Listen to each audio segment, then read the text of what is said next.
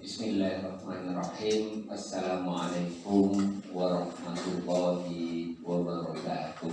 Waalaikumsalam warahmatullahi wabarakatuh. Alhamdulillah hamdan mubarakan fihi wa nusalli wa nusallimu ala Muhammadin sallallahu alaihi wasallam. Asyhadu an la ilaha illallah wa asyhadu anna Muhammadan abduhu wa rasuluh.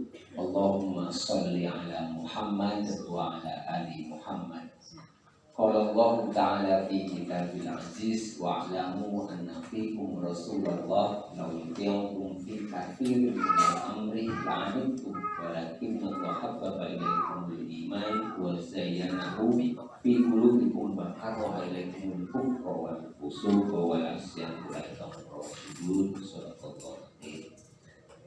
Yang kami hormati segenap tim trainer Ustaz Aka dan asatidz yang lain, Ustaz dan Ustaz semuanya. Alhamdulillah pada hari ketiga ini saya bisa tampil kering sebenarnya dari hari pertama itu karena saya bukan trainer itu sertifikasi, saya posisinya sebagai observer yang diutus Umi Ustaz, bukan guru besar, guru kecil.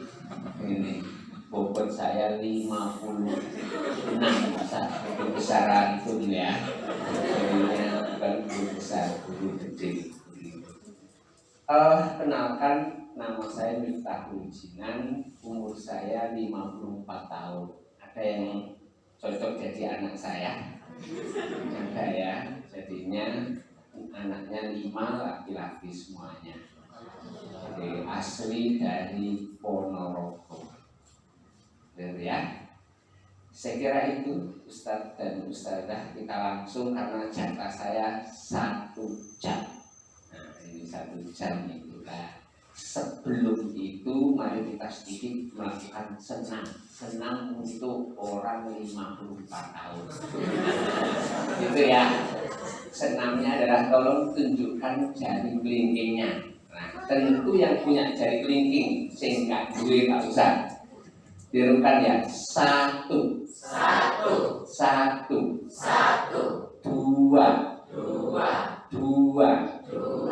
Tolong disamakan jarinya dengan jari saya. Ono sing ngene gak kroso. 2. Ono sing bingung ngene lho ya. 2. 3. 4.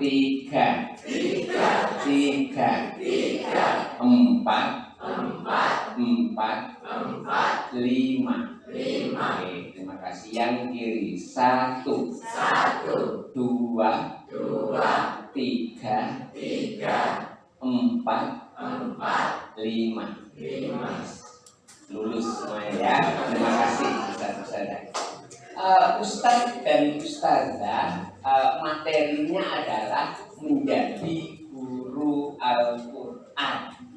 Saya tanya kepada Ustaz-Ustazah, siapa yang sudah menjadi guru Al-Quran lebih dari 5 tahun? Angkat tangan.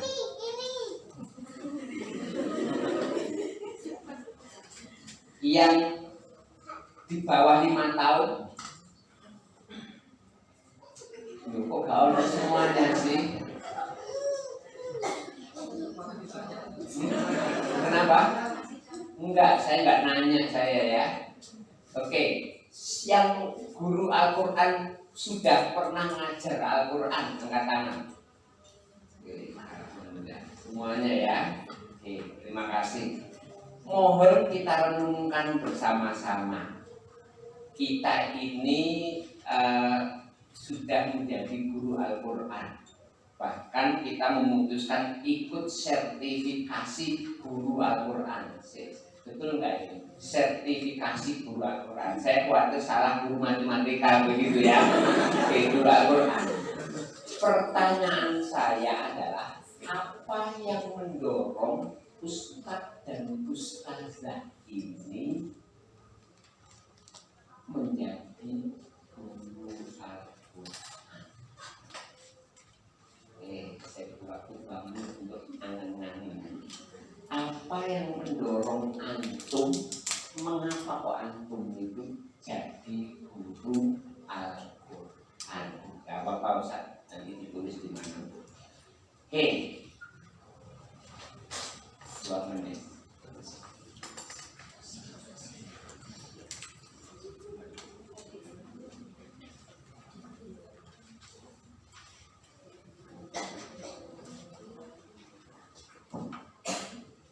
Ya, siapa yang ingin bantu saya untuk subhanallah, saya harus tahu Ustadz siapa ini?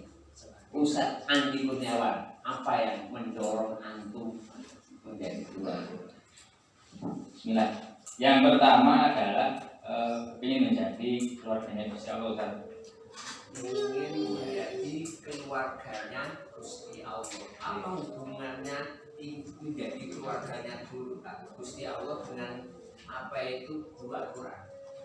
Untuk menjadi keluarganya Gusti Allah itu adalah kita mempelajari sebagaimana sudah disebutkan di, saya lupa itu pada hadis atau seperti apa, itu adalah mempelajari Al-Quran, kemudian mengamalkannya, mentadabburinya dan mengamalkannya.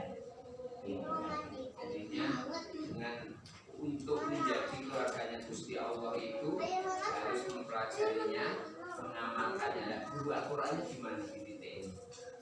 Yang kedua itu nantinya di bawahnya itu nanti setelah mengamalkannya dan mengajarkannya.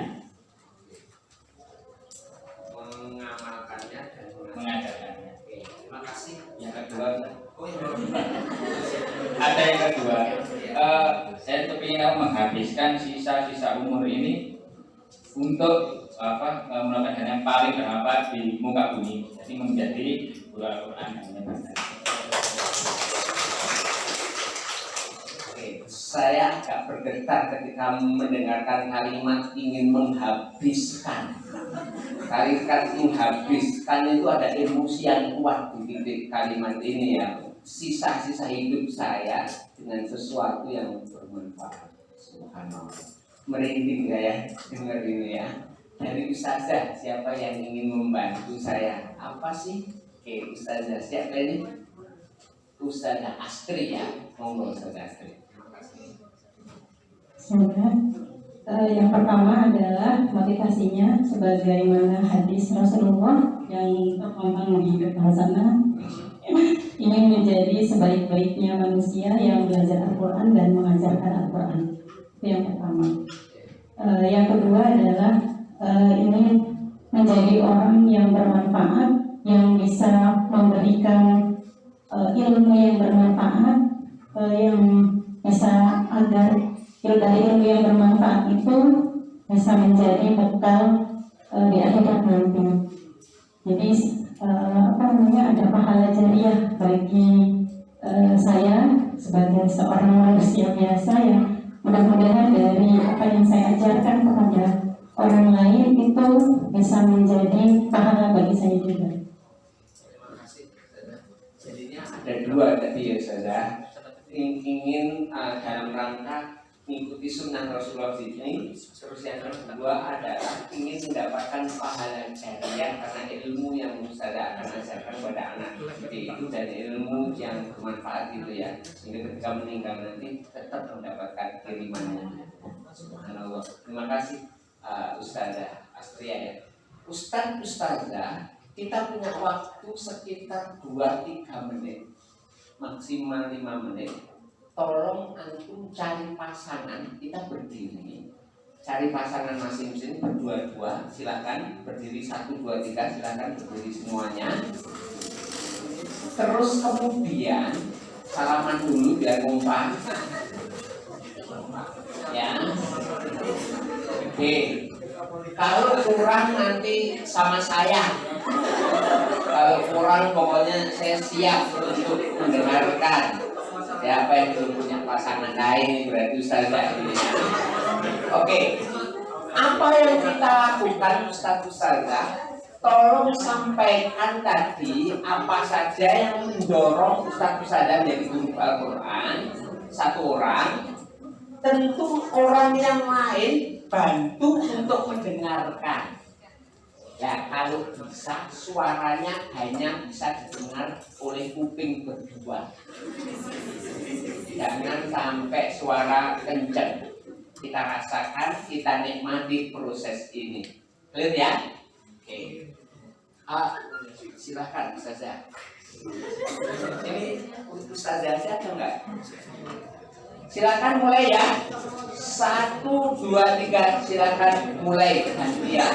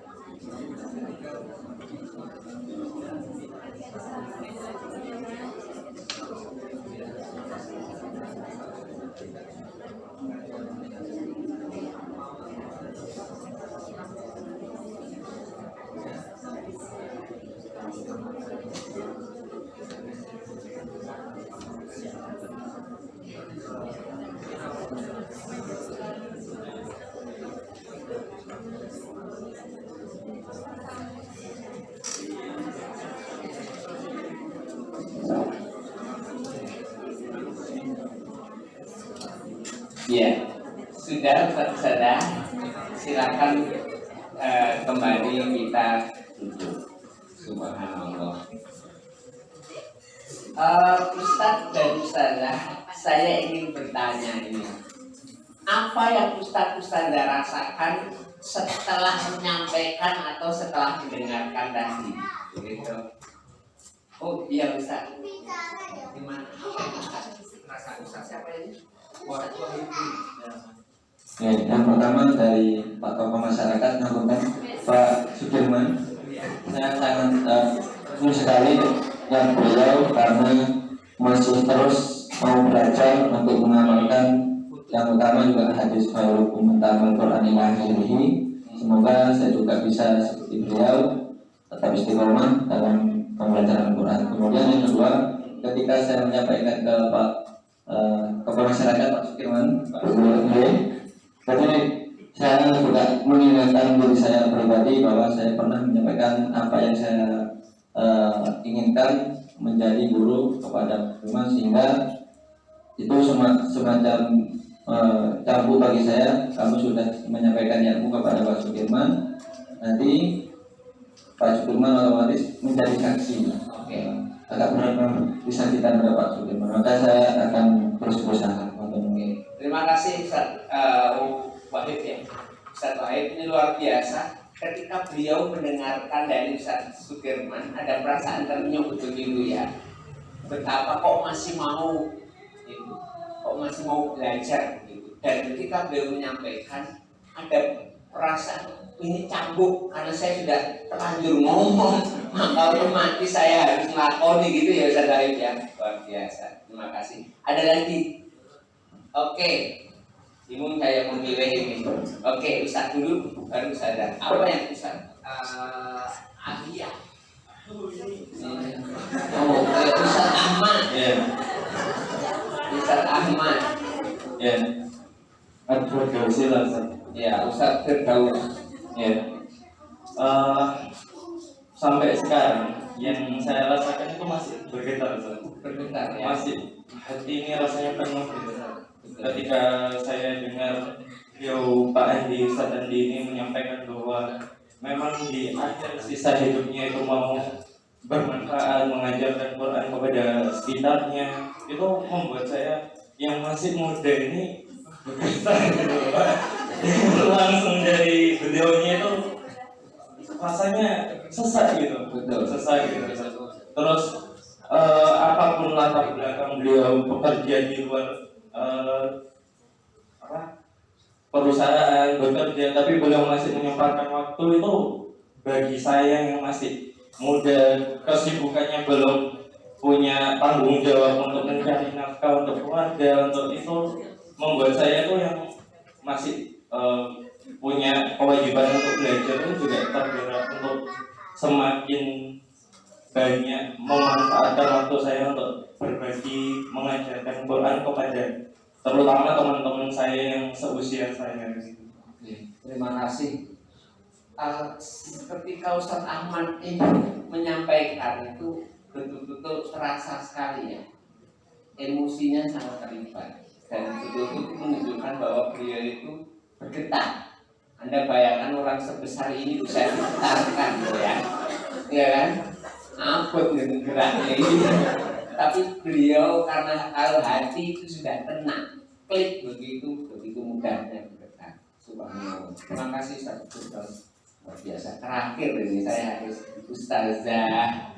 Wah, saya mentelengi namanya Ustazah Bariro. Dan nanti kalau ada name tag-nya tolong namanya justru yang besar, bukan tempat fotonya yang besar. Bismillahirrahmanirrahim. Karena wajahnya sudah kelihatan. Kelihatan besar ya Ustaz. Iya. Gimana Ustazah? Mengapa menjadi guru Al-Quran? Ya di sisi lain satu pengen Sebentar mengajar. Ustazah Bariro. Pertanyaan saya adalah apa yang Ustazah Bariro rasakan ketika menyampaikan atau mendengar itu? Kita menyampaikan itu rasanya menuangkan ilmu, sedikit ilmu yang ada di kita itu disampaikan ke anak-anak sehingga anak-anak nanti itu bisa mengamalkan baik untuk ngaji, untuk sholatnya atau untuk kalau dia dewasa itu mengamalkan entah itu dari ustaz, entah jadi dai atau apa itu insya Allah dari pertama kita itu mengajarkan itu ada kebanggaan, ada kebanggaan, ya rasa bangga. Mudah-mudahan itu jadi amal jariah. Terima kasih Ustazah Bariro. Kita beri aplaus untuk semuanya. Oke, Ustazah ada perasaan ternyuh, ada cambukan, ada bergetar, terus ada rasa bangga. Nah, kita perlu juga belajar dari Ustaz kita ya. Saya nggak mungkin menjawab ini. Tolong bantu saya Ustaz. Mengapa kok antum itu menjadi guru Quran dan sampai akhirnya menjadi trainer guru Quran? Ini Siap Ustaz. Silakan Ustaz. Baik, terima kasih Ustaz Jina atas waktunya. Mohon izinnya Ustaz. Monggo. Baik, Ustaz saya hormati Allah Subhanahu wa taala. Masya Allah, kalau saya melihat dari panjenengan semuanya luar biasa ya. Karena beliau ada yang bergetar, ya Allah, deg-degan bagaimana rasanya ya. Apalagi kita ini tidak menyangka bahwa kalau kita ini tiba-tiba sama Allah diberi anugerah, diberi takdir oleh Allah menjadi guru Al-Quran. Baik, Ustaz saya hormati Allah Subhanahu wa taala. Mengapa menjadi guru Al-Quran? Yang pertama adalah menjadi orang paling mulia. Tadi sudah dijawab oleh Ustaz saya. Sebagaimana hadis Rasulullah sallallahu alaihi wasallam, khairukum man ta'allama al-Qur'an wa 'allama. Ustaz dan Allah Subhanahu wa taala, kita kepingin menjadi orang yang mulia, di antara umat Kanjeng Nabi. Apa syaratnya? 2. Apa saja? Apa ini? Ta'allamul Quran dan belajar dan juga mengajarkan. Akan tetapi Ustaz, terkadang kita ini lupa. Jika sudah melewati 5 tahun kita mengajar, lupa apa kira-kira? Lupa belajar lagi Ustaz. Sehingga kembali kepada masih separuh kita kemuliaannya. Maka sepanjang hayat kita, sepanjang umur kita tetap Ustaz harus belajar dan mengajarkannya. Siap Ustaz? Alhamdulillah. Yang kedua Ustaz, mengapa menjadi guru Al-Quran? Mengikuti jejak Rasulullah SAW mengajarkan kitab suci Al-Quran. Secara tidak sadar bahwa kita ini Ustaz telah mengikuti jejak Rasulullah SAW. Apakah yang sudah sadar ini saudara? Bahwa kita ini mengajarkan A, B, T, F, dan seterusnya. Ternyata Alhamdulillah kita mengikuti jejak Rasulullah SAW. Yang ketiga saudara, ini luar biasa, menjadi wasilah menjaga kitab suci Al-Quran. Secara tidak sadar lagi saudara, kita ini juga apa? Menjaga kitab suci Al-Quran. Coba bayangkan saudara, seumpama tidak ada guru Al-Quran, bagaimana generasi kita? Bagaimana seumpama guru-guru Al-Quran tidak ada masuk ke kampung-kampung? Saya pernah, maaf contohnya, Kak sudah menyampaikan, karena luar biasa orangnya. Saya dapat motivasi tentang wasilah ini. Ada namanya di sebuah desa, namanya Jambuet, ada di daerah Wagen Atas. Tempatnya apa sih? Di daerah mana? Mau ke Kromen atau Gunung Kawi. Luar biasa saudara. Kita kadang ke sana itu jalan terjal saja. Luar biasa. Kenapa? Saya kepingin menjaga wasilah ini. Mereka itu butuh Al-Quran. Ketika kita sampai ke sana, kita mengajar, mereka sangat antusias saja. Dan Alhamdulillah hari ini sampai sekarang ini di tempat itu sudah menemukan banyak guru-guru Al-Quran. Kemarin kita diundang, ya Allah, hampir 100 orang. Bayangkan saudara. Nah, disinilah kita bersyukur saudara, ternyata kita menjadi wasilah menjadi kitab suci Al-Quran. Nah, saudara, mudah-mudahan jenengan semuanya betul-betul oleh Allah diberikan amanah ini supaya dijaga oleh Allah, supaya dijaga ya Allah.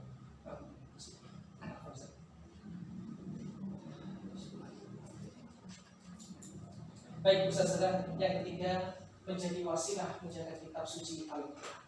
Yang terakhir saudara, menjadi hamba-hamba pilihannya Allah. Apakah kita sadar bahwa kita sebetulnya saudara oleh Allah diberikan suatu kenikmatan oleh Allah. Apa? Tsumma awrasna kitaba alladzi istafaina min ibadina.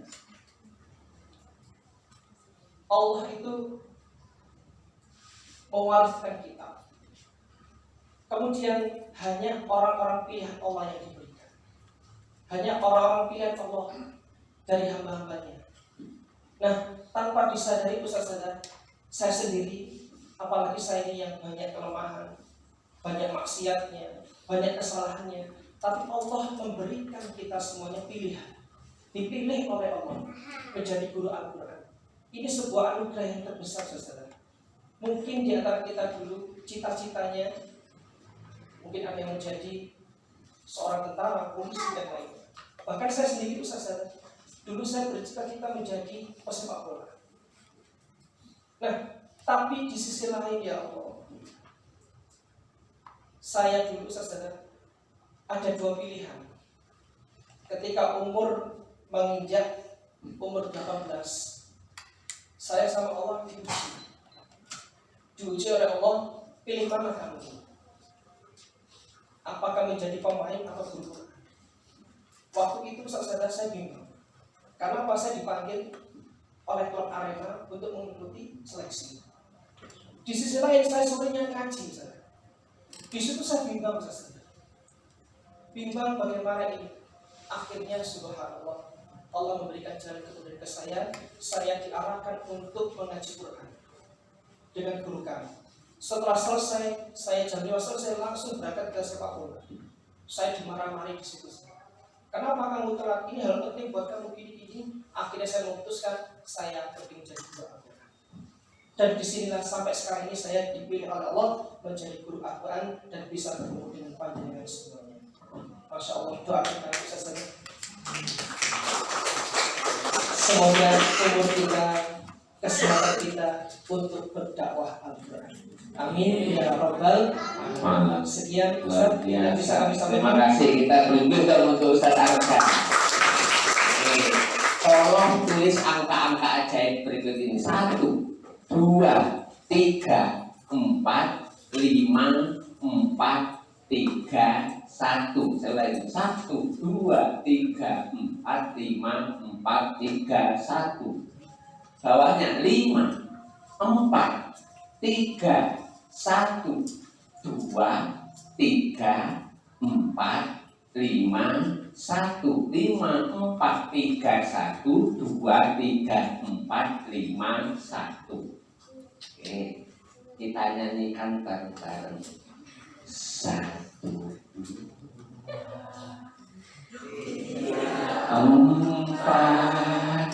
5, 4, 3, 1, 2 lagi. 1, 2, 3, 4, 5, 4, 3, 1. Bawahnya 5, 4, 3, 1, 2, 3, 4, 5, 1. Satunya gini masih ingat? Lorone ngene, 3-nya 4, 5. Oke, pelan-pelan ya. 1, 2, 3. 1, 2, 3, 4, 5, 4, 3, 1. Lagi. 1, 2, sambil senyum Bu. 3, 4, 5, 4, 3, 1. Refnya 5, 4, 3, 1. Pelan. 2, 3, 4, 5, 1. Terima kasih anak-anakku semuanya. Oke, Ustaz Ustazah, kemarin ada Piala Dunia, di mana waktu final antara Argentina sama Brasil itu loh ya, Prancis. Siapa yang melihat laga final? Ada Ustaz? Ada yang lihat? Ustaz lupa lagi. Ustaz Ali. Ya bukan mana Ustaz? Lu kok Maroko? Aku tanya final kok. Jawabannya Maroko itu loh. Waktu final lihat loh. Waktu itu jago mana? Prancis. Ustaz, kalau antum bagian daripada pemain itu, posisi mana yang antum betul-betul inginkan? Back. Kenapa Ustaz antum pilih back ini? Oke, jadinya menurut antum ini posisinya penting, strategis karena menjaga supaya tidak kebobolan. Yes, terima kasih. Ada lagi yang lihat ustazahnya ini. Masa gak menemani bujuni jelok ini? Yang Ustaz, siapa yang hobi sepak bola? Ustaz ada. Antum posisi favorit antum apa Ustaz? Nah, ini kebetulan ini mantan calon pemain Arema ini. Baik Ustaz, posisi strategis yang saya pilih di sayap kanan Ustaz. Sayap kanan ya, berarti lari ini kenceng kira. Jadi apa menurut antum posisi apa sih pentingnya sayap kanan ini? Baik, saya memilih untuk sayap kanan karena sisi ini menurut saya strategis Ustaz, bisa menyerang, bisa bertahan.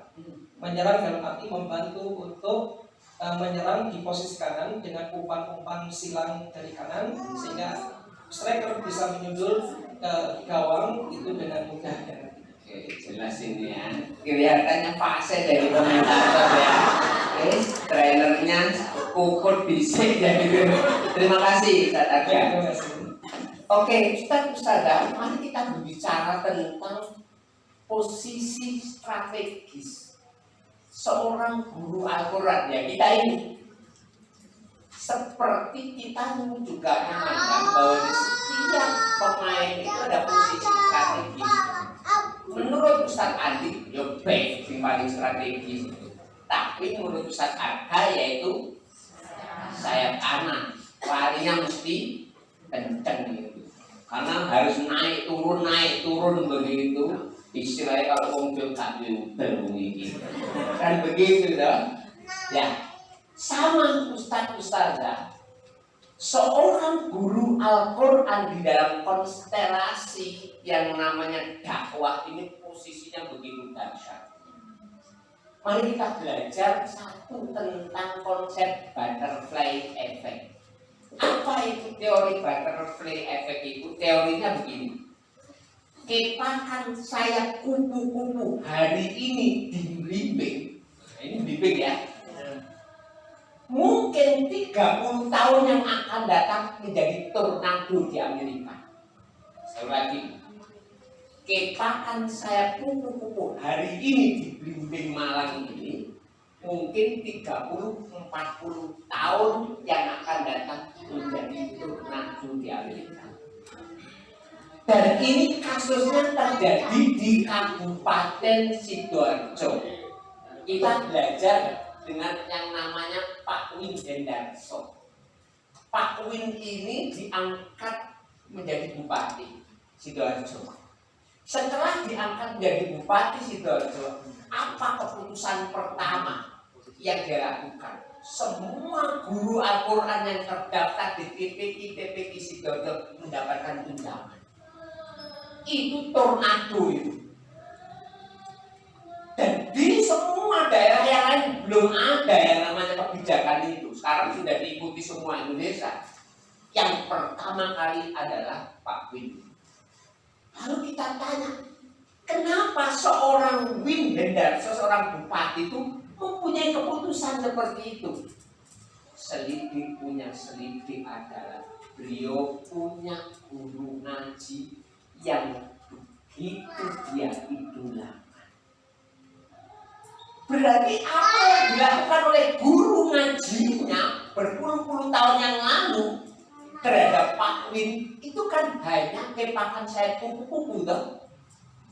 Tetapi karena guru ngajinya ada keikhlasan di situ, ada mujahadah di situ, ada ikhtiar, ada tirakat dari guru ngajinya, maka kepakan sayap kupu-kupu dari guru ngaji Pak Win itu setelah 30-40 tahun kemudian menjadi tornado pekerjaan yang besar dari guru ngaji.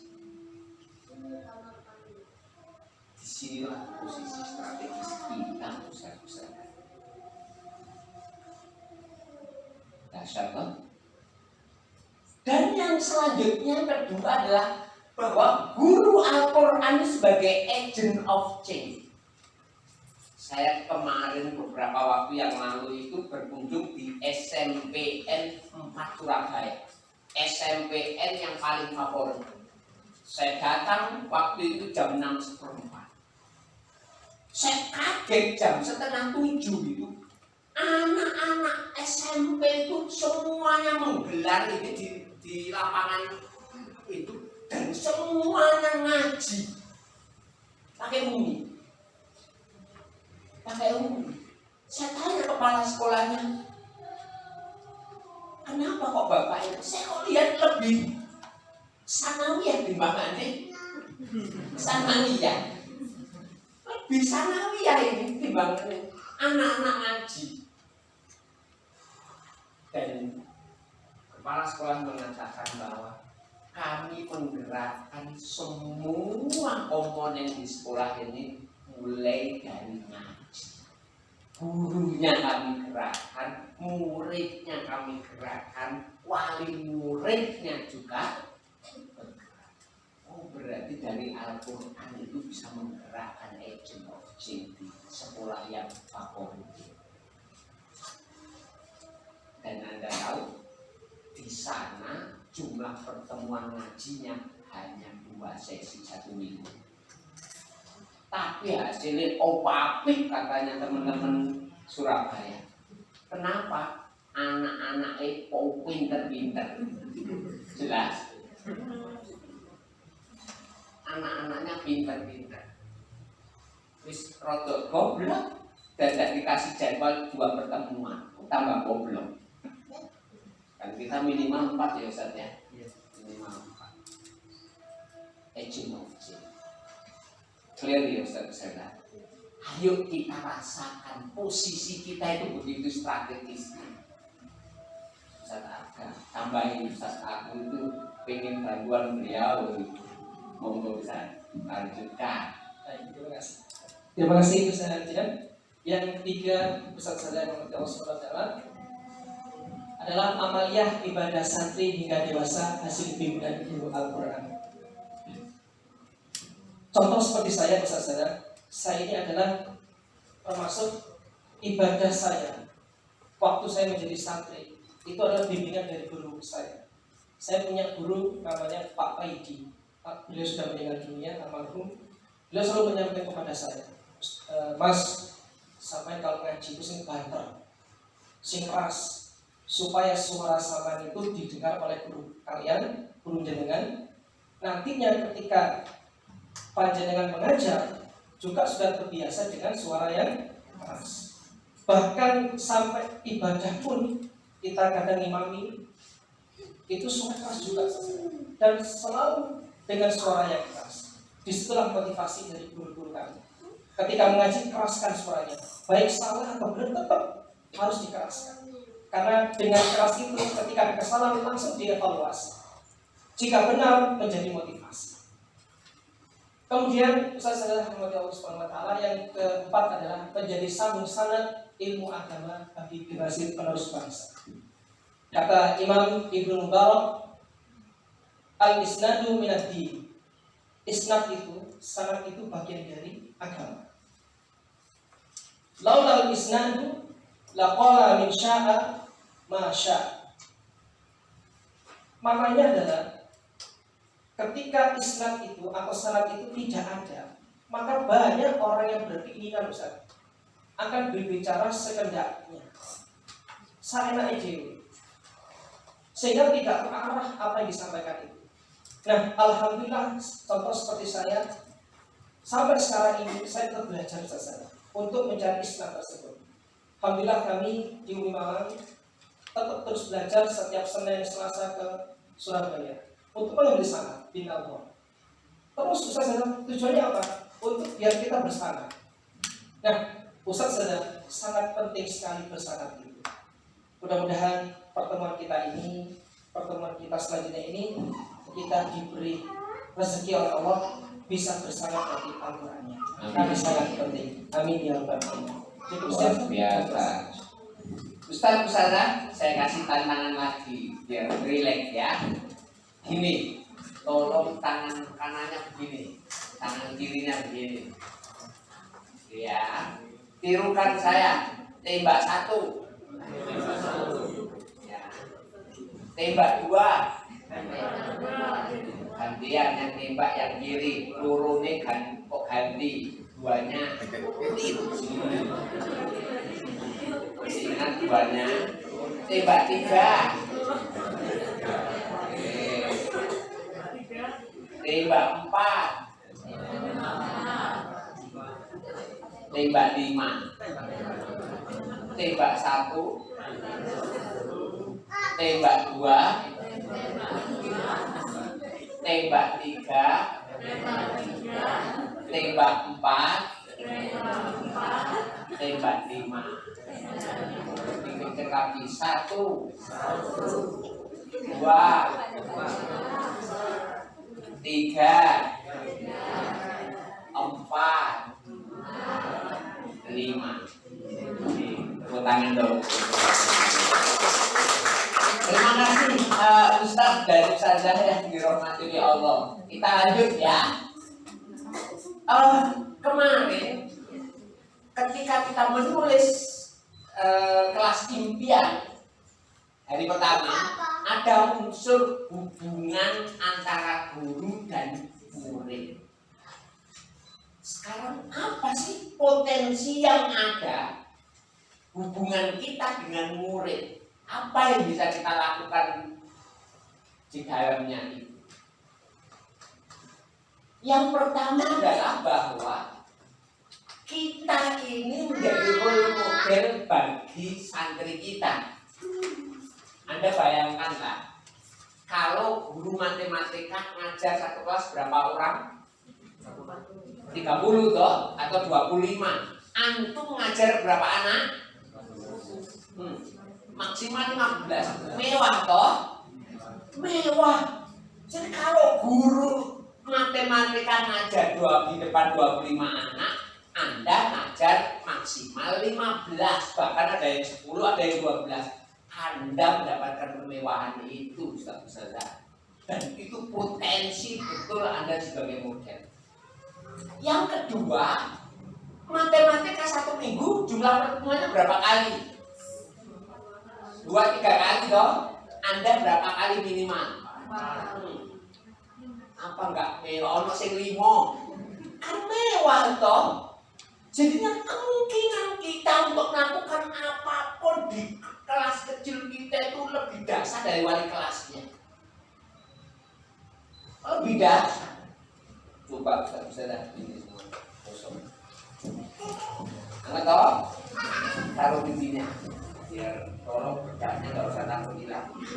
Gosok lagi, kita taruh di mata kita. Oke, selanjutnya ini hilang. Gosok lagi ya tetap. Oke, kita taruh di dagu kita. Dagunya mana? Dagunya mana? Astagfirullahaladzim. Saya ngomong dagu, lo 95% menjanjikan. Apa artinya? Artinya adalah gerakan itu lebih kuat daripada omongan. Maka menjadi guru Al-Quran, menjadi role model itu yang paling penting, contohkan, jangan ceramahkan. Jelas? Seorang guru Al-Quran, ya tentu dia harus datang duluan di halaqahnya. Jangan malah dipanggil ustazah, sudah siap anak-anak. Dorong aku aja ini. Enggak, kita duduk dulu, duduk manis anak-anak apa itu? Begitu. Itu contoh real. Clear ya? Itu jadi potensi itu akan sangat kuat ketika kita ini jadi role model bagi santri. Ya tentu role model itu ada yang baik, ada yang jelek. Ada guru Al-Quran itu memberikan contoh yang buruk dari untuk anak didiknya di kelas kecil itu. Contohnya naruh Al-Qurannya di sembarang tempat. Itu lesehan, padahal ada daftar. Naruh Al-Quran, kira-kira anak lihat nggak kira-kira? Lihat persis gak opo-opo.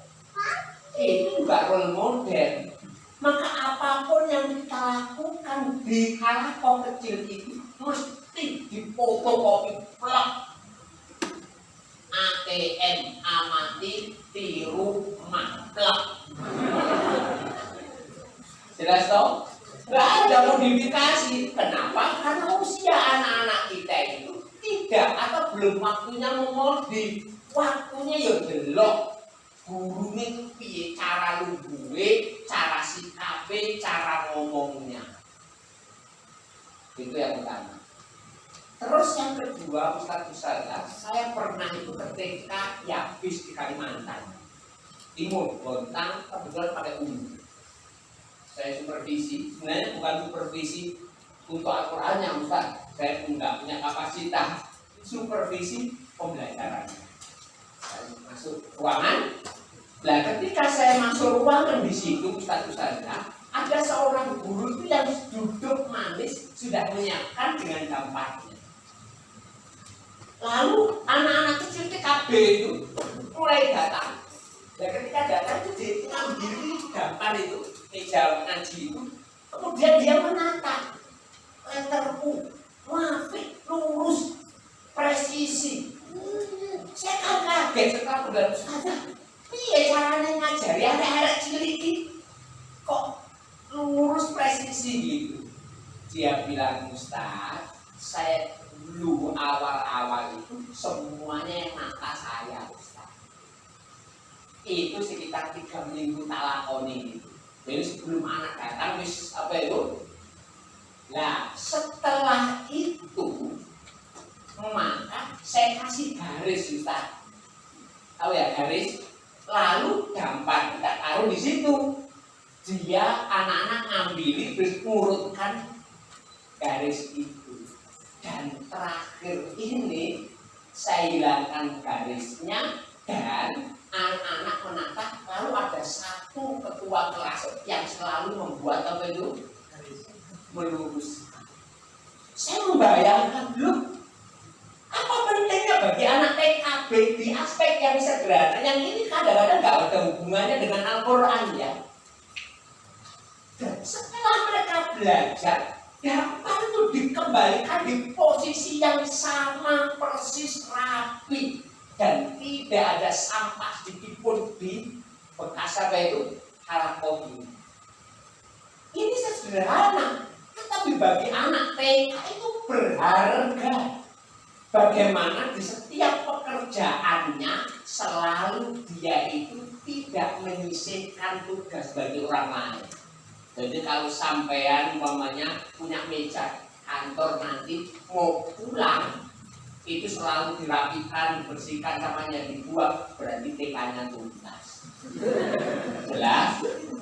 Tapi kalau sampean punya meja terus pulang nggak dirapikan, bekas-bekas apa itu bekas-bekas kopi separuh di situ, berarti TK-nya enggak.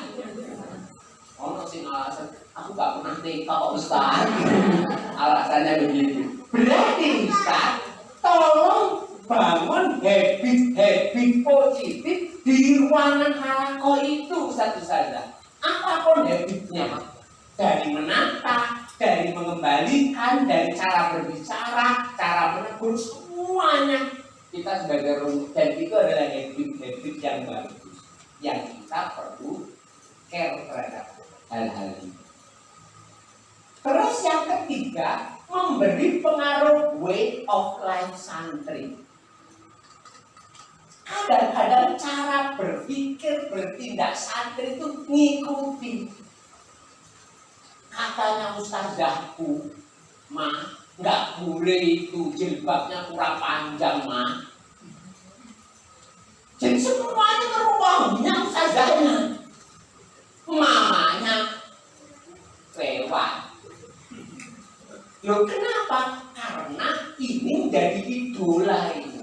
Oh dahsyat guru Al-Quran saya seperti itu, ya kan? Semuanya rawahu ustaz, begitu semuanya. Nah, tentu ini nggak membuat nyaman bagi wali murid yang nggak bijak dan nggak dewasa. Loh Ustaz, saya kan trainer gimana lo anak saya kok lebih nuruti gurunya daripada saya. Nah, sing masalah mesti wong tuwa. Jelas loh? Oke. Terakhir adalah bonding yang kuat terhadap santri, Ustaz. Ada seorang guru ngaji yang kebetulan kebetulan waktu salah satu muridnya itu diwisuda, itu ditelepon, Ustaz, aku wisuda, bisakah Ustaz apa itu datang? Loh, kenapa baru Ustaz? Dia ngomong, saya orang tua kedua orang tua saya sudah meninggal. Dan saudaramu enggak usah, saya enggak apa itu saudara atau paling, tapi yang saya pilih Ustaz. Wah, itu berarti kan bondingnya kuat toh. Ustaz, saya ini mau menikah Ustaz. Gimana sih pandangan Ustaz terhadap ini? Itu mesti yang ditekoki apa itu? Guru ngajinya. Oh, itu berarti. Jadi dengan ini banyak sekali potensi-potensi yang kita inginkan. Cuma kita ini menjadi guru ngaji yang biasa atau yang luar biasa. Tapi kalau sesuai dengan yang saya tulis tadi, oh, saya yakin kita ini termasuk guru ngaji yang luar biasa. Sampai membuat termenung bersama tadi, itu sebuah energi yang sangat clear ya Ustaz. Andai betul ini role model dasar membangun habit, lakukan itu, kemudian Anda pengaruh cara berpikir anak itu, terus kedekatan bonding itu. Nah, untuk mewujudkan itu semuanya Ustaz, pertama adalah niat kita menjadi guru ngaji. Kemudian yang kedua, kita juga harus menyadari posisi strategis, dan terakhir memaksimalkan potensi ini. Tolong Ustazah tulis jika ada 1 atau 2 atau maksimal 3 karakter positif. Nah, yang perlu Ustazah miliki supaya bisa mewujudkan itu, apa 3 karakter positif itu? Silakan ditulis Ustaz. Hanya ini. Silakan saya ulang lagi. Jika ingin mewujudkan apa yang kita sampaikan tadi, apa sih 3 karakter positif yang Ustazah perlu miliki sebagai seorang guru Al-Quran?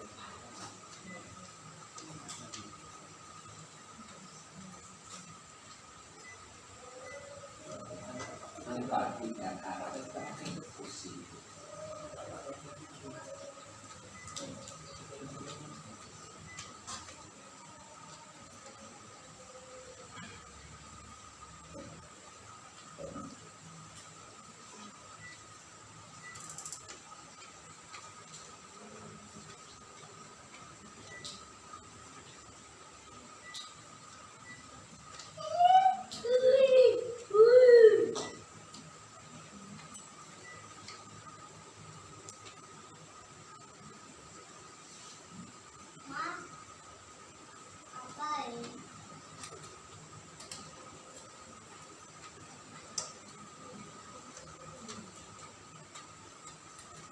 Oke, cukup Ustaz-Ustazah.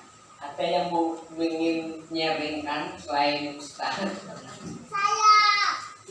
Siapa? Yang lain? Monggo 3 karakter positif yang menurut Ustaz-Ustazah perlu dimiliki sebagai seorang guru Al-Quran. Oke, terima kasih Ustazah. Iliyun. Oke, silakan Ustazah Iliyun. Apa 3 karakter itu Ustazah? Untuk 3 karakter positif yang ini saya miliki, yang memang harus dimiliki, yaitu pertama ikhlas, kedua rajin, Ikhlas, rajin, dan semangat. Ustazah, jika Ustazah ingin menyampaikan 1 kepada saya terkait dengan karakter itu, apa hubungan karakter itu dengan tujuan yang tadi Ustazah ini? Bagaimana cara kerja karakter itu? Kalau ikhlas itu kan yang ingin kita dapatkan adalah ridha Allah. Dengan itu kan yang kita atau saya? saya. Silakan. Apabila saya ikhlas, itu adalah mencari ridhonya Allah. Ketika Allah ridho, maka saya mendapatkan pahala kebaikan itu. Kemudian ilmu yang diajarkan bisa masuk kepada murid-murid kita. Kemudian ketika kita rajin, itu juga sebagai mencontohkan kepada anak-anak. Kita juga harus rajin dalam belajar Al-Quran, dalam mengkaji Al-Quran, nggak boleh bolos. Kemudian kalau semangat, kalau saudaranya semangat, itu pasti akan mempengaruhi juga kepada anak-anaknya. Itu semangat juga ketika mempelajari Al-Quran. Biasa. Terima kasih Ustaz Ilyun ini. Ketika itu, ketika kita ikhlas ada keridoan di situ dan anak juga mudah menangkap itu yang saya tangkap hal yang besar. Oke, ada lagi yang ingin menyampaikan? Ustaz yang belum menyampaikan ini, Ustaz Muhammad Ihsan. Boleh berkenan ya Ustaz ya? Kontrol Ustaz apa? 3 karakter yang perlu Ustaz pilih. Bismillah. Yang pertama di sini berwibawa dan bersahaja. Di sini saya gandengkan karena wibawa saja nggak cukup, harus bersahaja juga. Berwibawa. Yang kedua, kedewasaan berpikir. Maksudnya sifatnya lebih ke bapaan atau ke ibuan. Kedewasaan dalam berpikir. Iya. Yang ketiga, murah senyum. Murah senyum. Ini menarik ya. Apa hubungannya murah senyum itu dengan keberhasilan nanti menjadi seorang dua orang yang baik?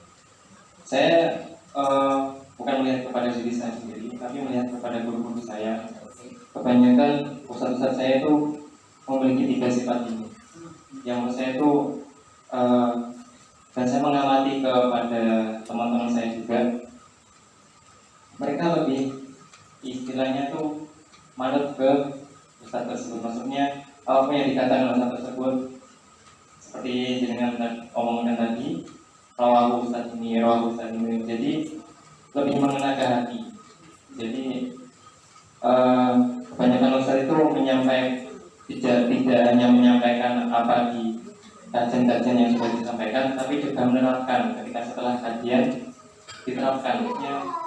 Misalnya kajian terkait Al-Quran diterapkan di kehidupan nyata, ataupun kajian-kajian terhadap muamalah kepada orang lain, itu juga diterapkan di depan mata kita. Yes. Terima kasih. Ada 3 ya.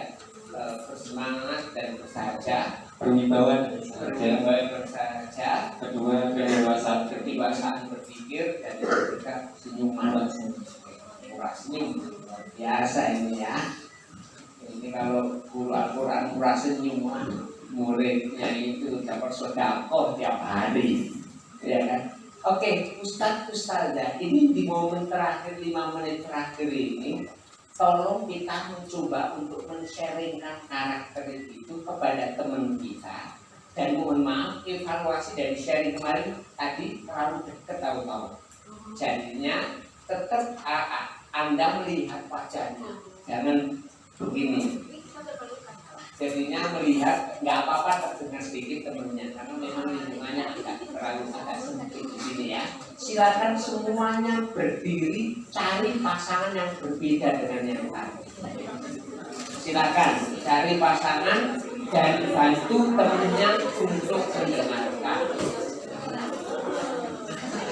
Silakan dinikmati proses itu. Kalau yang sudah nanti langsung otomatis duduk ya. Oke, sudah Ustaz Salah? Oke, silakan kita mulai 1, 2, 3. Monggo.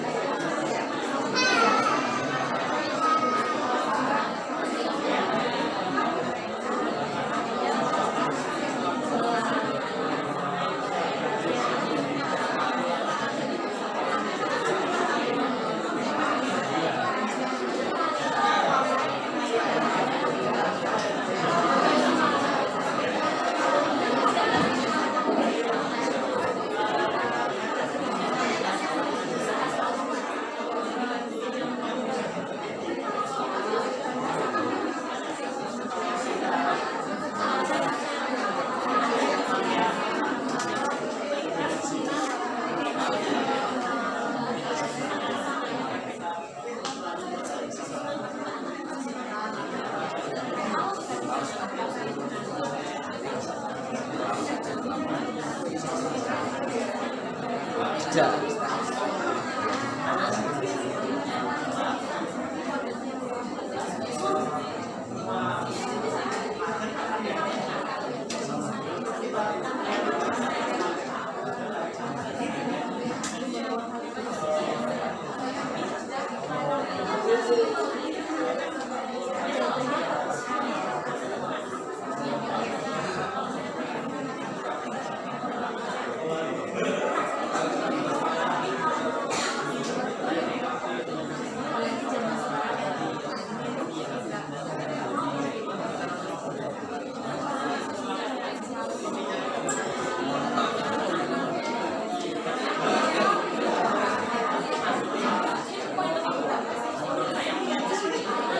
Iya.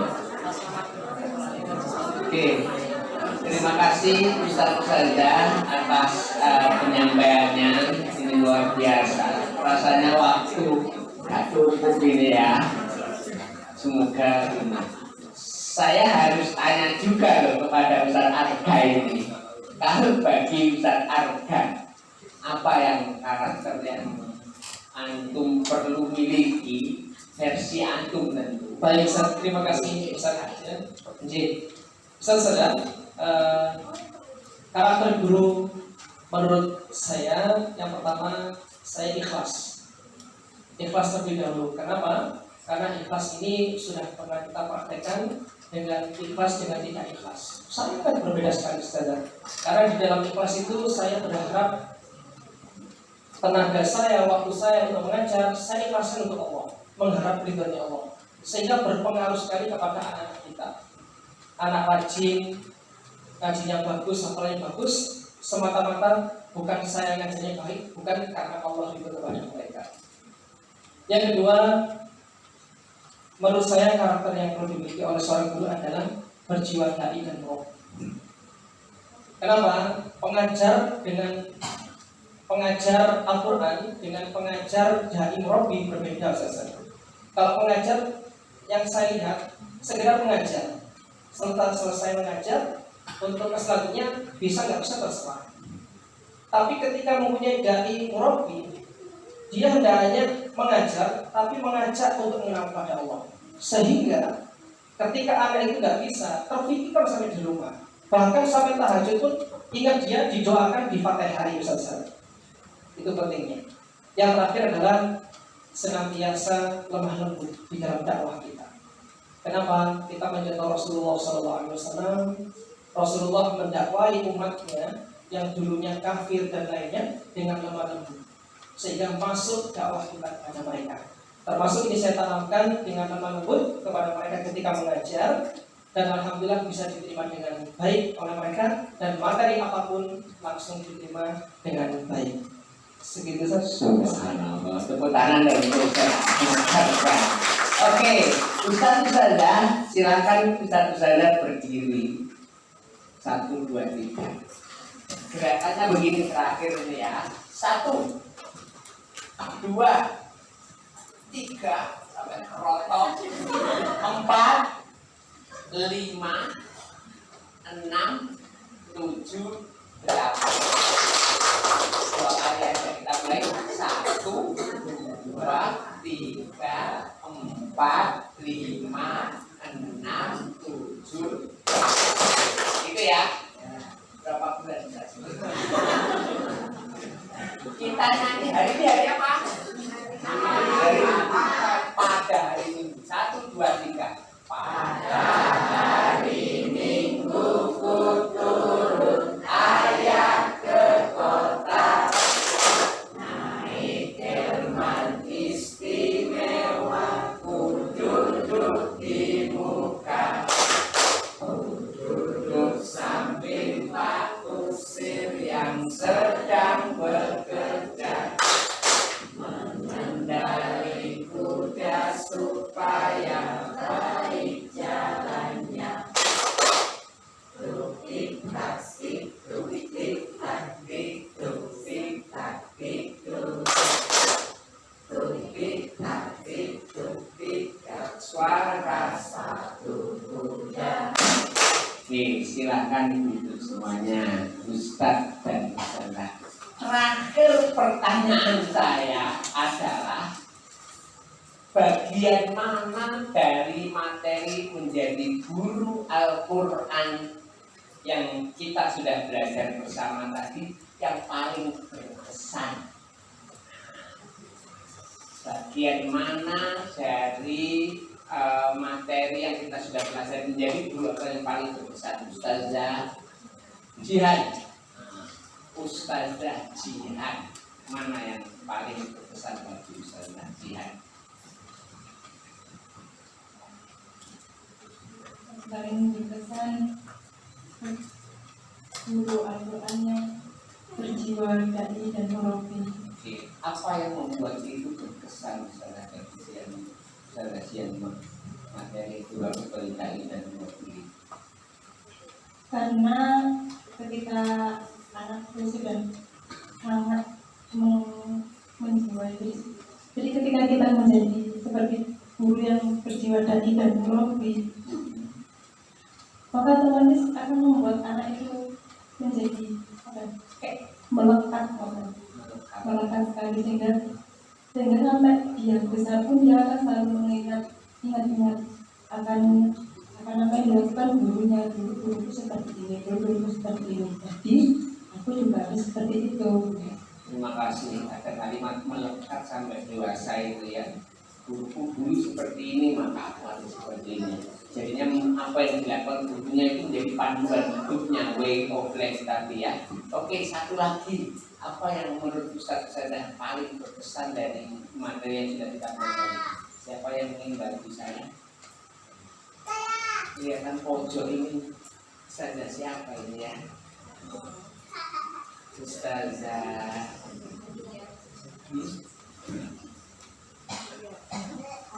Ustazah Alia yang tadi dipinjam di sana ya. Oke, mana yang paling berkesan Ustazah Alia? Saya sih semuanya berkesan. Kalau yang paling Nggak bisa. kelihatannya sulit memilih ini Nggak ya. bisa memilih karena saya datang ke sini tuh nggak sengaja kok tiba-tiba kayak diarahkan jadi guru Al-Quran. Begitu ya. Jadi yang awalnya saya pengen mempelajari itu memperbaiki pelajaran ini ya, bacaan saya gitu ya. Betul. Tapi ternyata sepertinya ada ini ya, ada tuntutan. Ketika kita belajar, kita juga harus menyampaikan. Jadi kita belajar itu bukan untuk saya sendiri.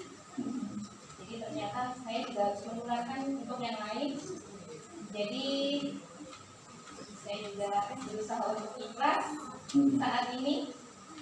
Saya juga harus belajar jadi dai dan murabi sekarang. Subhanallah. Minimal untuk anak saya. Terima kasih Ustazah Alia, ini luar biasa. Ada kalimat yang sangat kuat. Ketika saya sudah belajar, maka saya harus mengajarkannya kan begitu. Dan ketika saya sudah mau mengajarkannya, saya harus memunculkan jiwa dai dan murabi dalam diri saya. Saya kira itu sangat kuat Ustazah Alia, dan dari apa yang Ustazah Alia sampaikan, saya merasa bahwa Ustazah ini adalah pribadi yang mempunyai kesadaran diri yang sangat kuat. Terima kasih Ustazah. Oke, saya kira itu Ustazah. Mohon maaf teman-teman Umi, mana saya makan waktu 7 menit pada ini, padahal seharusnya 60 menit, sekarang 67 menit ya. Mohon maaf dan terima kasih. Saya kembalikan lagi kepada Ustaz Arga apa yang terjadi pada Ustazah, dan mohon maaf. Assalamualaikum warahmatullahi wabarakatuh. Waalaikumsalam warahmatullahi wabarakatuh. Masya Allah.